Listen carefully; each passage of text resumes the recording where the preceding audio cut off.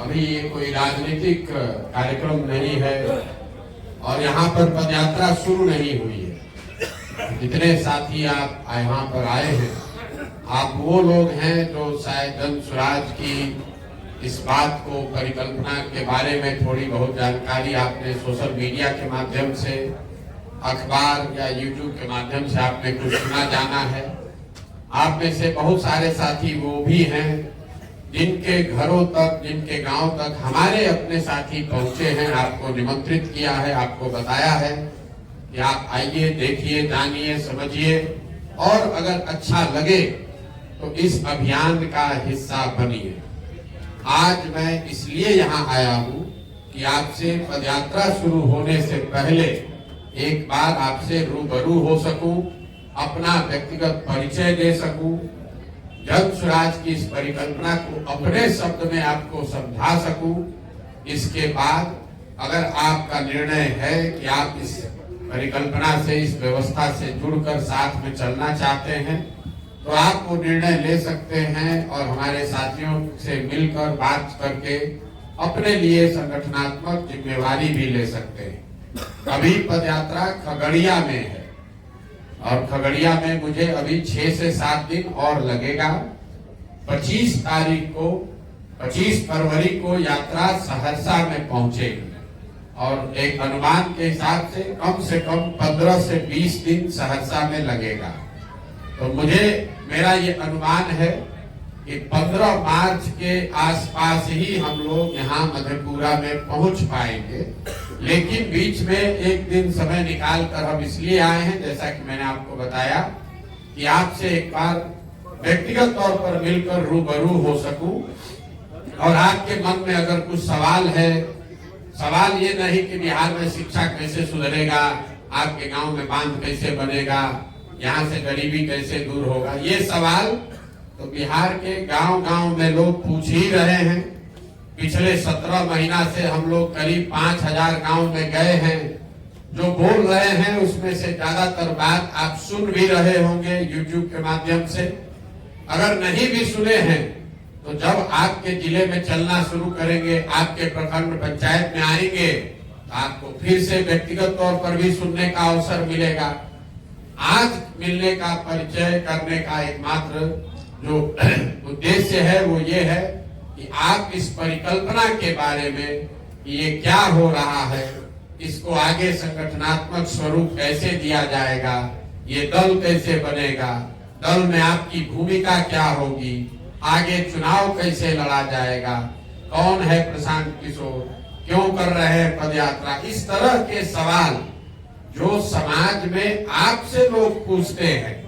अरे भैया, जन स्वराज का झंडा उठा के घूम रहे हो, इधर प्रशांत किशोर कल तक पैसा लेकर अलग अलग दल का काम करता था, इन पर भरोसा क्यों किया जाए। तो ये भी कह सकता है भैया ये दल बनेगा नहीं बनेगा, आप हम लोग को जोड़ रहे हैं, क्या भरोसा है कब दल बनेगा नहीं बनेगा। कोई आपसे पूछ सकता है भैया गठबंधन होगा कि नहीं होगा। लोग आपसे पूछते होंगे भाई इतना बड़ा ये अभियान चला रहे हैं, गांधी जी का फोटो लेके घूम रहे हैं, पैसा कहाँ से ला रहे हैं।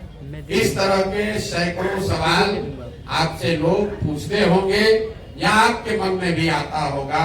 तो हमारी जिम्मेवारी है कि हम आपसे मिलकर उन प्रश्नों का एक बार समुचित उसका उत्तर दे दें, ताकि आप सुन समझकर, जानकर उसके बाद एक निर्णय ले सके कि आपको इस व्यवस्था में, इस परिकल्पना में जुड़ना है कि नहीं।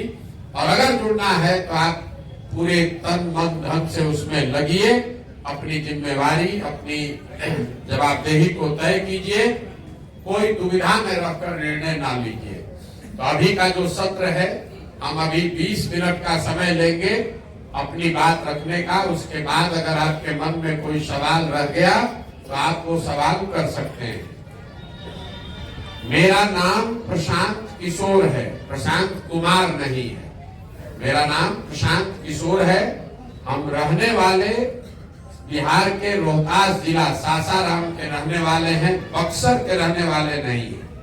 बहुत लोग पेपर मीडिया के माध्यम से उनको पता है कि हम बक्सर के रहने वाले।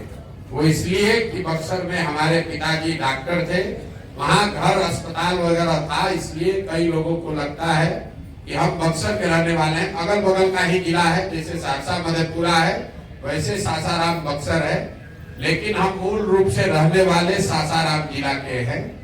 हम डॉक्टर, इंजीनियर, मैनेजमेंट IITian नहीं है। हम पब्लिक हेल्थ का पढ़ाई पढ़े हैं और 10 बरस संयुक्त राष्ट्र संघ में हमने काम किया है। 4 बरस भारत में, फिर अमेरिका में और फिर 4 बरस हमने अफ्रीका में काम किया है। और हम जिस परिचय से आप लोग हमको जानते हैं, राजनीतिक रणनीतिकार, चुनाव प्रबंधक वगैरह, वो काम हमने 2011 से 2021 तक किया है। 2011 से पहले 2001 से लेकर 2011 तक 10 बरस हम संयुक्त राष्ट्र संघ में काम करते थे। उसके बाद 2011 से जो काम शुरू किया, उस काम को हमने 2021 तक किया है, 10 बरस तक। उस 10 बरस में कुल 10-11 चुनाव से जुड़े रहे हैं। पहले गुजरात में, फिर मोदी जी का देश का अभियान, फिर बिहार में, फिर पंजाब में, फिर उत्तर प्रदेश में, तमिलनाडु में, आंध्र प्रदेश में, तेलंगाना में, महाराष्ट्र में, दिल्ली में और पश्चिम बंगाल में। इतने जगहों पर हम लोगों ने चुनाव का काम किया है, अलग अलग दल और नेताओं के साथ काम किया है। तो ये आपकी जानकारी के लिए। दूसरा, लोगों को सवाल होता है, अरे भाई ये तो कल तक अलग अलग दल का काम करते थे, अब आ जाकर ये बिहार में पदयात्रा कर रहे हैं। ऐसी बात नहीं है। हम जिस काम को करते थे वो 2021 तक, मई 2021 तक हमने वो काम किया है। जब बंगाल और तमिलनाडु का परिणाम आया, चुनाव जीते, तो 2 मई 2021 को ये सार्वजनिक तौर पर घोषणा की कि अब जीवन में आगे किसी दल और नेता का काम नहीं करेंगे। क्यों नहीं करेंगे? इसलिए कि 10 बरस हमने जिन नेताओं के साथ, दलों के साथ काम किया, जो अनुभव, नाम, पैसा, शोहरत कमाए, लेकिन लगा कि नहीं, इससे लोगों की जिंदगी नहीं बदल रही है जिस तरह से हम चाहते हैं। आपका सवाल होता है, भैया पहले काहे नहीं किए? बहुत लोग कहता है, भैया आज काहे आए हैं बिहार, 5 वर्ष पहले क्यों नहीं आए? इसलिए नहीं आए कि जब क्षमता होगी तभी तो आएंगे। हमने जो काम किया है वही हमारी पहचान है। आप इसलिए आज यहाँ आए हैं। बिहार में लोग इस पदयात्रा से इसलिए जुड़ रहे हैं, इसमें जो ईमानदारी है, शुद्धता है, वो तो है ही, लेकिन इसके साथ साथ लोगों को ये भी जानकारी है कि ये प्रशांत किशोर कर रहा है। ये वो आदमी है जिसको राजनीति की, चुनाव की थोड़ी बहुत समझ है। अगर वो पहचान हमारी नहीं होगी तो आप जितने लोग यहाँ आए हैं, यही हम अगर रोड से गुजरते, कोई ध्यान भी नहीं देता। हम किसी मुख्यमंत्री, प्रधानमंत्री के लड़के हैं नहीं, साधारण परिवार के लड़के हैं। 10 बरस वो काम करके जो नाम, जो पहचान बनाई है, जो विश्वास अर्जित किया है, उसी के सहारे बिहार में आए।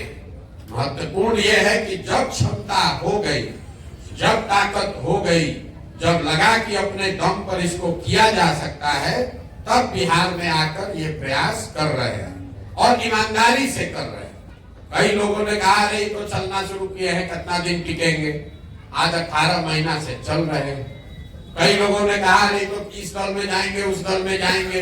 अभी आप देख रहे हैं लोकसभा का चुनाव सामने है, फिर भी हमको चुनाव से कोई लेना देना नहीं है। हम बिहार के गांव-गांव ही घूम रहे हैं। और जो लोगों को कहा है कि दल तभी बनाएंगे जब पूरा बिहार पैदल घूम लेंगे, वो इसलिए कि बिहार में जब दल बने तो वो दल प्रशांत किशोर का दल ना हो, किसी व्यक्ति विशेष, किसी जाति, किसी परिवार का दल ना हो, उन सारे लोगों का दल हो, आप जैसे उन सब व्यक्तियों का दल हो, जो लोग मिलकर विश्वास करके इसको बनाने में अपना कंधा लगा रहे हैं। हम इसके नेता नहीं हैं। इस पूरी व्यवस्था में आज की तारीख में कोई दल नहीं है, राज्य का इसका कोई नेता, कोई कमेटी नहीं है। क्योंकि जब दल ही नहीं है तो इसका नेता कैसे होगा। ये जो जिलों में, प्रखंड में, पंचायत में जो लोग जुड़ रहे हैं, जिनको इसके संगठनात्मक स्वरूप में जोड़ा जा रहा है, यही लोग इस परिकल्पना, इस सोच के मालिक, मुखिया है। और जब भी पदयात्रा पूरी होगी तो यही लोग मिलकर दल का गठन करेंगे, यही दल के मालिक, मुखिया बनेंगे। एक वोट प्रशांत किशोर का है तो एक वोट आपका भी होगा। निश्चित तौर पर अगर हमारी भूमिका बड़ी है तो हमारा चेहरा आपको बड़ा दिख सकता है। कई लोगों को लगता है तो कहने के लिए कह रहे, होगा तो इन्हीं का। ऐसी बात नहीं है। गांधी जैसे बड़े लीडर, वो कांग्रेस उनकी पार्टी नहीं थी, वो कांग्रेस के बहुत बड़े लीडर थे। गांधी अपने पूरे जीवन में एक ही बार अध्यक्ष बने कांग्रेस के। हर बार कांग्रेस का अध्यक्ष गांधी जी नहीं बने। अगर चाहते वही बने रहते। कई आदमी भी कहता है, अरे भैया आप नहीं रहिएगा तो गड़बड़ा जाएगा। आपका ये भ्रम है।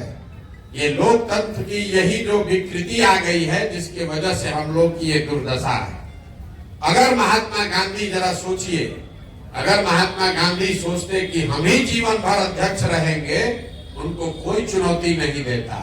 लेकिन अगर गांधी ही अध्यक्ष रहते तो हमने पंडित जवाहरलाल नेहरू को नहीं देखा होता, सुभाष चंद्र बोस को नहीं देखा होता।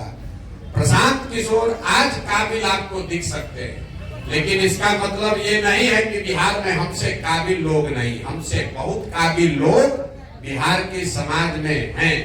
अगर ये व्यवस्था बने जिसमें समूह के तौर पर सब लोग मिलके अपने में जो सबसे काबिल हो उसको हम लोग आगे बढ़ाएंगे, तभी उस दल का, उस समाज का, सबका विकास होगा।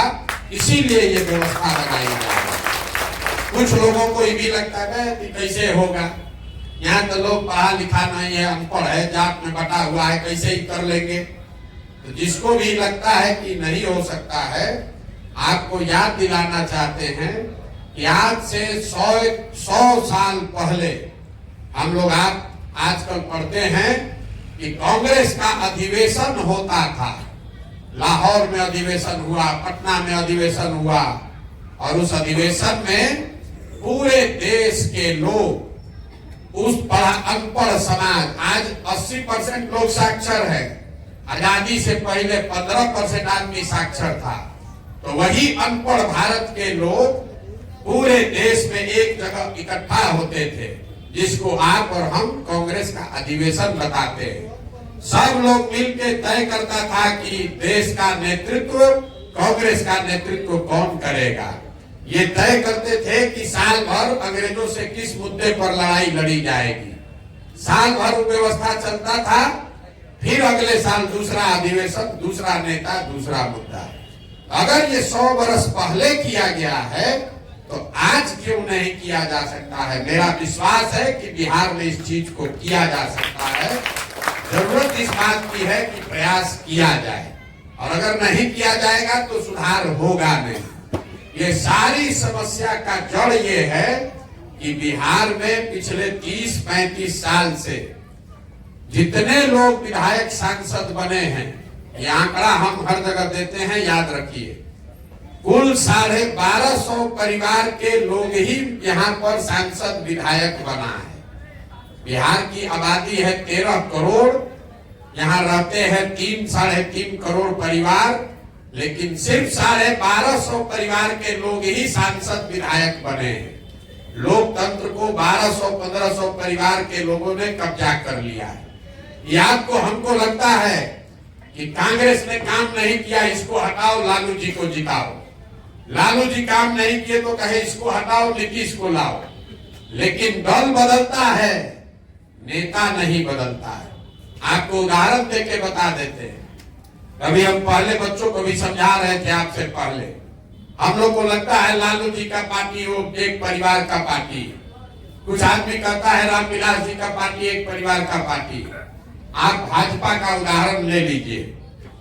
भाजपा, बिहार में भाजपा ने नेता बनाया सम्राट चौधरी को। सम्राट चौधरी जी कौन है? इनके बाबूजी का नाम है शकुनी चौधरी।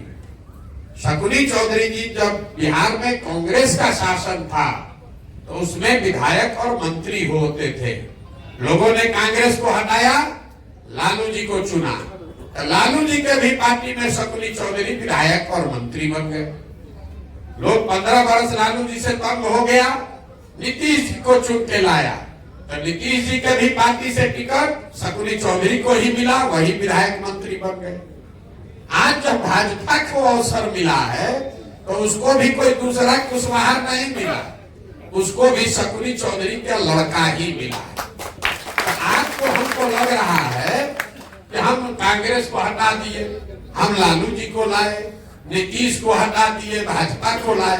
अरे भैया, किसी को हटाए वही 5 परिवार का आदमी घूम फिर के रहेगा। और आप अपने क्षेत्र में भी देख लीजिएगा, हर प्रखंड में, हर विधानसभा में 3, 4, 5 परिवार ऐसे हैं जिनका राजनीति पर कब्जा है। वो किसी दूसरे को चुनाव में नहीं आने देंगे।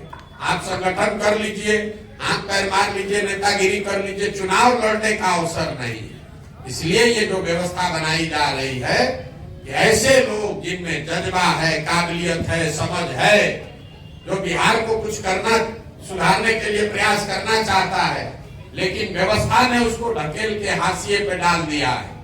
आपके मन में बैठा दिया गया है कि जब तक आपके जाति का संख्या नहीं पूरा पड़ेगा तब तक आप राजनीति नहीं कर सकते हो। आपको ये बता दिया गया, भैया जब तक बाहुबल नहीं रहेगा तो राजनीति नहीं होगा, जब तक आपके पास करोड़ों रुपया नहीं रहेगा तब तक आप राजनीति नहीं कीजिएगा। हमारी भूमिका इतनी ही है। हम यहाँ इसके नेता नहीं हैं, हम इसके सूत्रधार हैं, हम इसके कुम्हार हैं। जो घड़ा है वो मिट्टी और चाक से बनता है। कितना बढ़िया भी मिट्टी होगा, चाक होगा, कितना होशियार कुम्हार हो जाए, अगर बढ़िया मिट्टी चाक न हो तो घड़ा नहीं बन सकता है। तो इस पदयात्रा में आप जैसे अच्छे मिट्टी और चाक को ढूंढ रहे हैं, आप जीतिएगा अपनी ताकत से। हमारा काम है कि आपको खोज कर निकाल कर लाए, थोड़ा सा सहारा दे ताकि आप अपने आप खड़ा हो सकिए। तो इस पूरी व्यवस्था में आपकी जाति क्या है, आपके बाबूजी क्या करते हैं, आपके पास पैसा कितना है, इसका कोई महत्व नहीं है। इस पूरी व्यवस्था में इस बात का महत्व है कि समाज आपको किस नजरिए से देखता है। इसका पहला शब्द है सही लोग। सही लोग और मजबूत लोग, दोनों में फर्क है।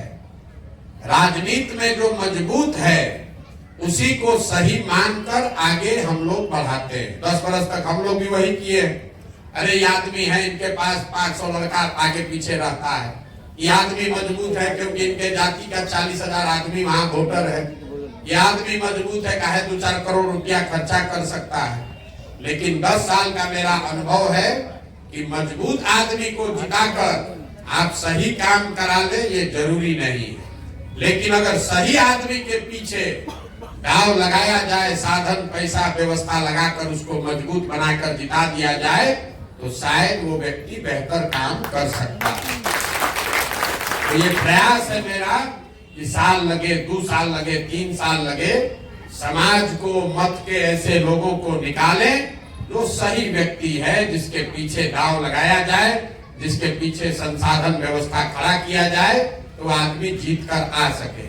अब आपका सवाल होगा, भैया सही और गलत का चुनाव जनसुराज में कैसे हो रहा है? यहाँ जो इतना लोग बैठा है, हम कैसे कह सकते हैं कि आप सही है कि गलत? किसी के माथे पर नहीं लिखा है। ये जरूरी नहीं है कि जो हमारे पास आया वो सही है, जो नहीं आया वो गलत है। सही की पहचान सिर्फ और सिर्फ समाज को है। किसी भी गांव में आप बैठ जाइए, अगर आप पूछिएगा कि इस गांव में 5 को अच्छा आदमी कौन है, तो थोड़ी चर्चा के बाद लोग जरूर बता देंगे कि भैया ये आदमी अच्छे हैं। प्रयास ये है कि समाज की मदद से अच्छे लोगों को निकाला जाए। लेकिन जब हम पदयात्रा करते हैं तो आपको बड़ी संख्या में ऐसे लोग भी दिखेंगे जो आपकी नजर में सही नहीं है। तो कोई आदमी आकर कहता है, ये भैया आपने इतना कहे थे सही आदमी चलेगा, आपके बगल में भी तो सब वही चोर बदमाश चल रहा है।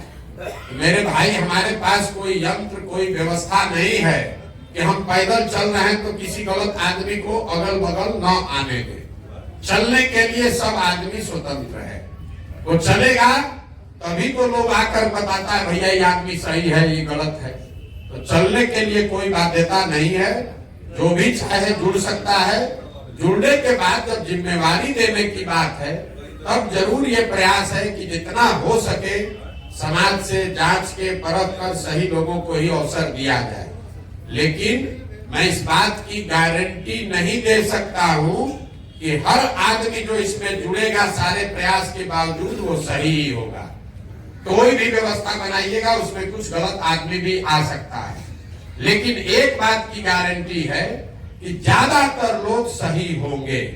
जैसे आज की व्यवस्था में आप देखते हैं कोई सीधा ईमानदार आदमी मुखिया बन जाता है, उससे आप पूछते हैं भैया कुछ कर पा रहे हो, तो कहता है क्या करे, व्यवस्था इतना चोर भ्रष्ट भोग से भरा हुआ है कि हमारे जैसा आदमी ईमानदार कुछ कर नहीं सकता है। तो हम लोग वो व्यवस्था बनाने की कोशिश कर रहे हैं, इतना सही आदमी व्यवस्था में जरूर रहे कि दो चार गो अगर गलत आ भी जाए तो गलत न कर सके। यही पूरा प्रयास है। एक और जो लोग सवाल करते हैं भैया कितना समय लगाइएगा, अरे 2 बरस से चलिए रहे हैं।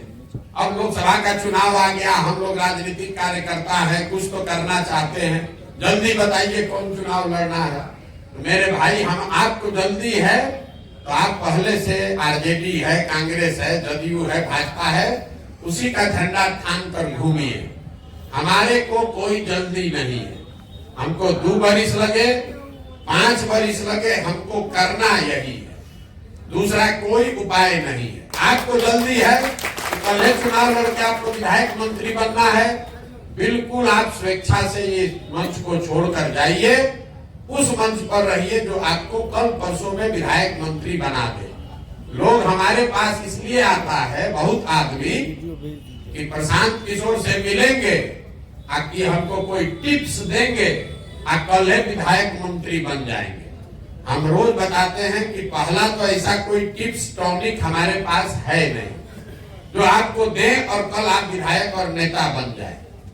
मान लीजिए कि ऐसा हमारे पास टिप्स टॉनिक होता तो आपको दे चाहे नहीं 2-4 बोतल अपने पी लेते, वो क्यों? अरे भैया संभव ही नहीं है। अगर आप टिप्स लेने आए हैं, चुनाव लड़ने आए हैं, तो आपका ये भ्रम है। चुनाव लड़ना हमारी प्राथमिकता नहीं है। हमको चुनाव जीतना है ये समझ है, लेकिन उससे ज्यादा बड़ी प्राथमिकता है कि चुनाव सही लोगों के साथ जीता जाए। आप चुनाव जीते हैं कि नहीं जीते हैं वो आपका हेडेक है। हम पूरा बिहार 2015 में जीते हुए थे, लेकिन उससे बिहार नहीं सुधरा।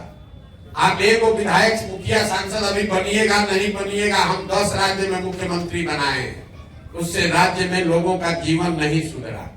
और वो सब अनुभव के आधार पर कह रहे हैं कि चुनाव जीतना कठिन है, लेकिन चुनाव सही लोगों के साथ जीतना उससे बहुत ज्यादा कठिन है। पहले सही लोगों को ढूंढना, इकट्ठा करना, संगठित करना वो प्राथमिकता है। जब समय आएगा तब चुनाव लड़ा जाएगा। चुनाव लड़ने में अभी चुनाव 2 बरस बाकी है। जब दल बन जाएगा तो सब चुनाव लड़ा जाएगा। तब चाहे वार्ड सदस्य लड़े, चाहे प्रमुख लड़े, विधायक लड़े, सांसद लड़े, सब लड़ा जाएगा।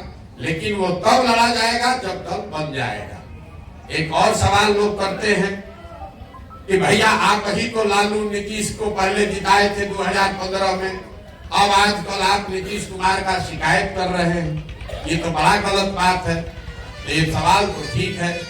आपकी जानकारी के लिए 2014-15 में नीतीश जी की मदद मैंने की, उनको जिताया। लेकिन 14-15 के नीतीश कुमार जिसकी हमने मदद की और 22-23 के नीतीश कुमार जिसको आज जिनका विरोध कर रहे हैं, इन दोनों में जमीन आसमान का फर्क है।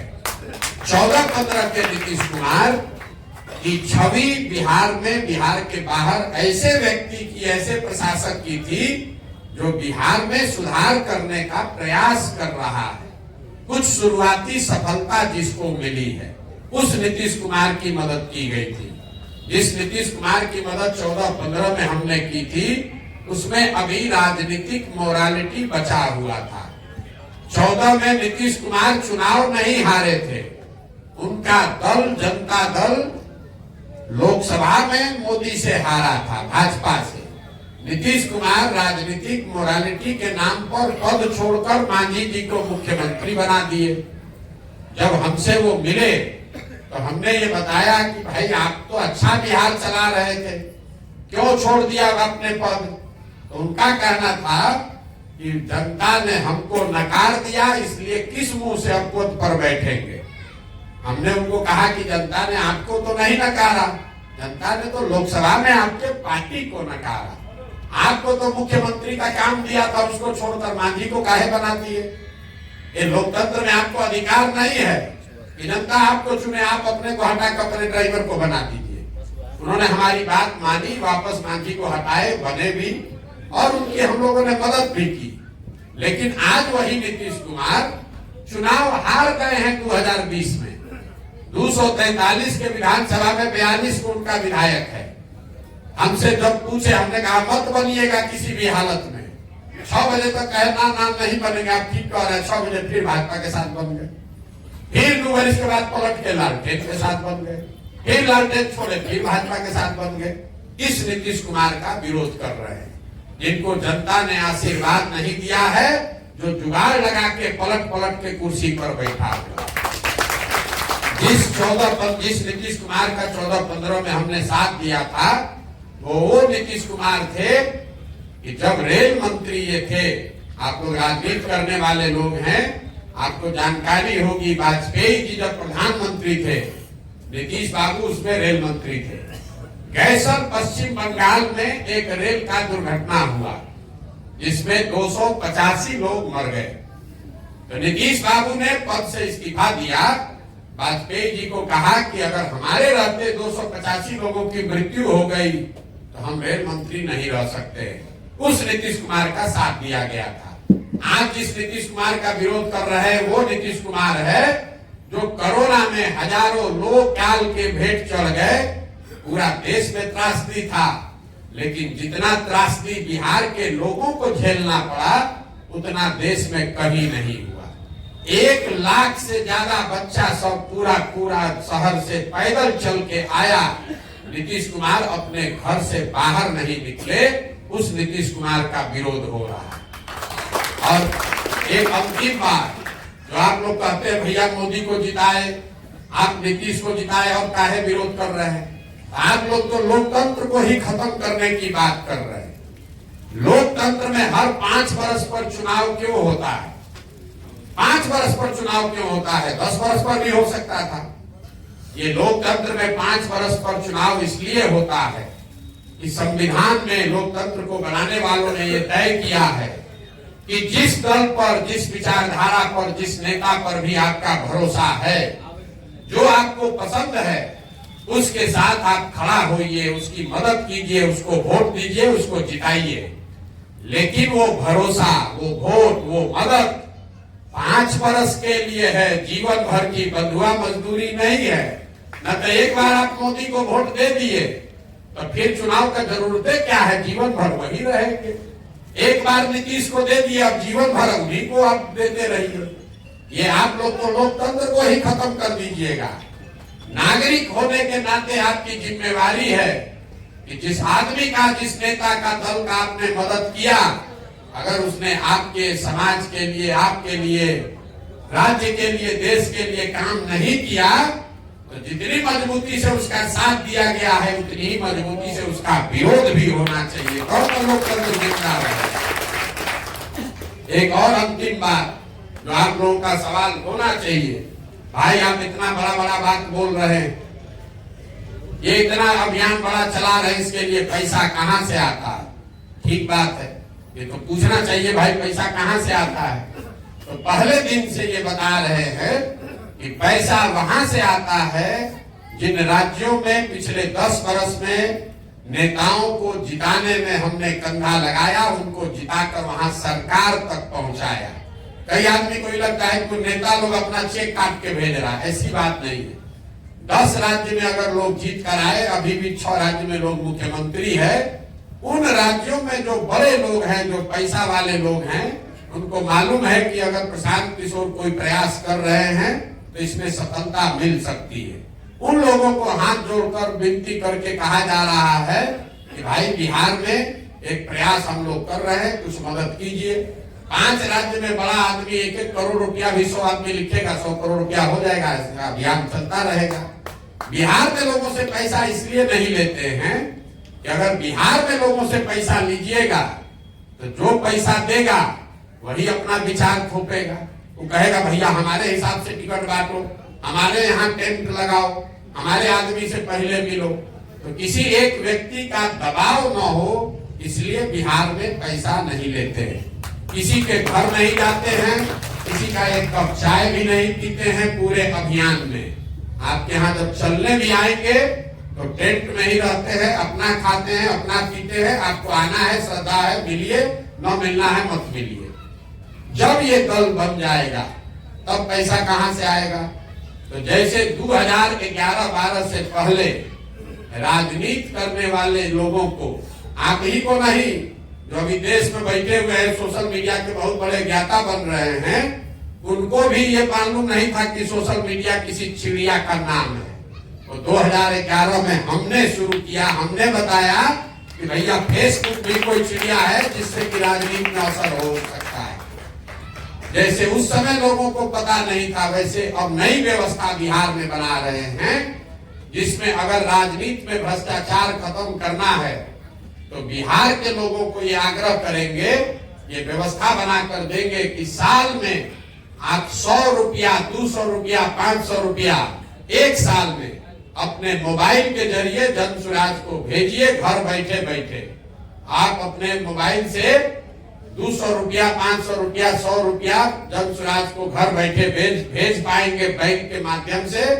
और लक्ष्य ये है कि 13 करोड़ बिहार की आबादी में से 2 करोड़ लोगों से अगर 100 रुपया भी ले लिया गया तो 200 करोड़ रुपया हुआ और उसी से ये पूरी व्यवस्था आगे चलाई जाएगी। कोई एक आदमी दबाव नहीं दे पाएगा। बहुत खिसियाइएगा तो अपना 100 रुपया लेके घरे जाइए, क्या कर लीजिएगा।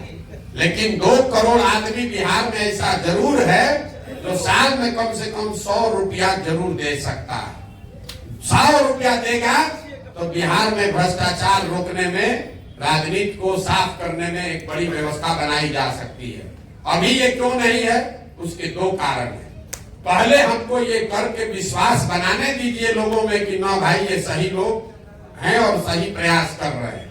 लोगों का विश्वास होगा तभी पैसा देगा, नहीं तो अभी गांव गांव में हल्ला कर देगा भाई पैसा बटोर के ही भाग जाएगा। दूसरी बात, जो लोग अभी सरकार में दिल्ली में बैठे हैं वो ये व्यवस्था बनने नहीं देना चाहते। देश में अभी आप देख रहे हैं कांग्रेस ने कुछ पैसा जुटाया, उस पर छापा उपा मार के उसका अकाउंट बंद कर दिया। अगर ये व्यवस्था बन जाए कि गरीब से गरीब आदमी भी अपना योगदान दे के पार्टी बना देगा तब तो सरकार का कंट्रोल खत्म हो जाएगा। इसलिए ऐसा पेच फंसाया है उसमें, रिजर्व बैंक ऑफ इंडिया का, ईडी का, फलाना ढिमकाना कानून इतना बना हुआ है कि ये 100 रुपया सुनने में आसान लग रहा है। आपको कपड़ा खरीदना है, आप 100 रुपया देके फ्लिपकार्ट, अमेजोन से मंगा सकते हैं, लेकिन पॉलिटिकल पार्टी को 100 रुपया दे दीजिएगा मोबाइल से, आपको बुलाकर पूछेगा कहां से पैसा लाए, कौन है, ये आदमी ठीक है नहीं है। लेकिन हम लोग लगे हुए हैं, ये व्यवस्था साल भर में बन जानी चाहिए। बिहार के गांव गांव से मोबाइल से बैठ के आप 100 रुपया, 200, 500 रुपया जन स्वराज को भेजिए और बिहार में जितना कूड़ा करकट बदमाश नेता है उसको साफ करने में अपना योगदान दीजिए। अब एक अंतिम बात आपके समझ की, भैया दल कब बनेगा तो कब तक बनेगा, लोकसभा चुनाव कब लड़ेंगे, किसी से गठबंधन तो नहीं होगा। तो 2-3 बात एकदम सीधा समझ लीजिए। दल बनेगा कि नहीं बनेगा ये प्रश्न ही नहीं है। ये पदयात्रा का उद्देश्य है कि दल बनना ही बनना है। सिर्फ इतना ही है कि दल तब बनेगा जब पदयात्रा कम से कम 2/3 बिहार में पूरा हो जाए। तो साल भर और लग सकता है। दूसरी बात, लोकसभा लड़ेंगे कि नहीं लड़ेंगे? बिल्कुल नहीं लड़ेंगे। कैसे लड़ेंगे? जब दलें नहीं है तो लड़ेंगे कैसे? लेकिन जन स्वराज से जुड़ा हुआ कोई साथी अगर उसके नाम पर पूरा जिला में सहमति हो जाए कि इसको निर्दलीय लड़ाया जाए तो लड़ सकता है। लेकिन उसके लिए जितने लोग जन सुराज के जुड़े हुए हैं सबकी सहमति होनी चाहिए। इसका एक उदाहरण आपने देखा होगा, जब पहले 5 जिला में पदयात्रा पूरी हुई तो लोगों ने कहा कि आप इतना शिक्षा पर बात कर रहे हैं, शिक्षकों के एमएलसी का चुनाव एक जीत कर दिखाइए। तो एक शिक्षक का एमएलसी का चुनाव हुआ, जो भाजपा का गढ़ है, वहां भाजपा का 5 एमपी है। वहां हम लोगों ने जन सुराज परिवार के एक साधारण किसान के लड़के को खड़ा किया, आकाश अहमद को, और भाजपा के गढ़ में भाजपा को आया 450 वोट, हम लोग 4-4.5 हजार वोट लेकर एमएलसी जीत गए, निर्दलीय ही आए। तो अगर मधेपुरा में, सहरसा में, सुपौल में जन सुराज से जुड़ा हुआ जो परिवार है, जो हम कह रहे हैं, जो मालिक मुखिया हैं, ये सब लोग बैठ के तय करेगा कि ना भैया कोई ऐसा व्यक्तित्व है जिसको कि समाज निर्दलीय भी जिता सकता है, अगर उस पर सहमति बनी तो सब लोग मिलकर हम लोग मदद करेंगे, उसको चुनाव लड़ाएंगे। लेकिन उसके लिए जरूरी है कि सबकी सहमति उस पर बने। अगर सहमति नहीं बनेगी तो दल नहीं है, कोई चुनाव लड़ने की बात नहीं है। जब दल बनेगा तो उसके आगे चुनाव लड़ा जाएगा। मोटे तौर पर ये अभी तक के जो सवाल हम राजनीतिक लोगों से सुनते हैं, आपका संगठन और आपकी भूमिका, जो अभी एक कार्यवाहक समिति बनी हुई है।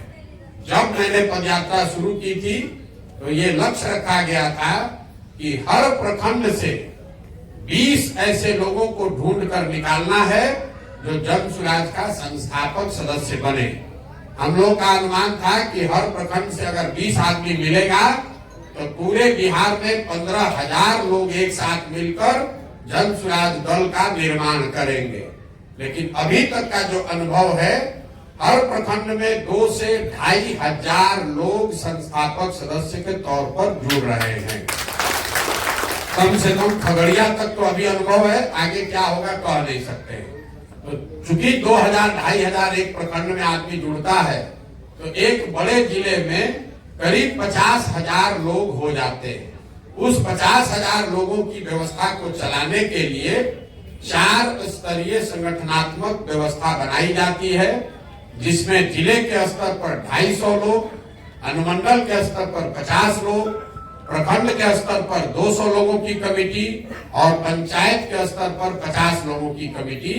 मधेपुरा में भी ये कमेटी बहुत देरी भी हुआ तो अप्रैल तक बन जाएगा। पदयात्रा भी पूरी हो जाएगी, ये कमेटी भी बन जाएगी और जन सुराज की ओर से जिला में, प्रखंड में, इसके अनुमंडल में कार्यालय भी खोल दिए जाएंगे। आप में से जिन साथियों को चुनकर, समझकर, जिनको भी जिम्मेवारी दी जाएगी, अब उन पर होगा कि इस संगठन को आगे कैसे चलाएं, बढ़ाएं, इस परिकल्पना को घर घर कैसे पहुंचाएं। मोटे तौर पर मेरी समझ में जिस तरह के सवाल लोग पूछते हैं उसका मैंने जवाब आपको दे दिया। इसके अलावा भी अगर आपके मन में कोई सवाल है तो आप पूछ सकते हैं। शिक्षा कैसे सुधरेगा, भ्रष्टाचार कैसे निपटेगा। बिहार में जन सुराज ने कहा है कि 1 साल के अंदर पलायन को रोक दिया जाएगा, हर वृद्ध आदमी को 2,000 पेंशन कैसे मिलेगा। इसका हम रोज जवाब देते हैं।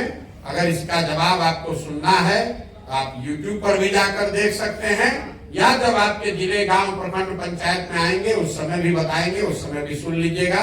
अभी तो हम लोग अपनी और अपने संगठन इस सोच की बात करें, बिहार कैसे सुधरेगा, देश कैसे सुधरेगा, विश्व को कैसे बदला जाएगा, वो सब सवाल जब पदयात्रा 1 महीना यहाँ करेंगे तब के लिए छोड़ दीजिए। संगठन को लेकर, इस परिकल्पना सोच को लेकर अगर कोई आपके मन में प्रश्न है, सुझाव है तो आप दे सकते हैं। बहुत बहुत धन्यवाद।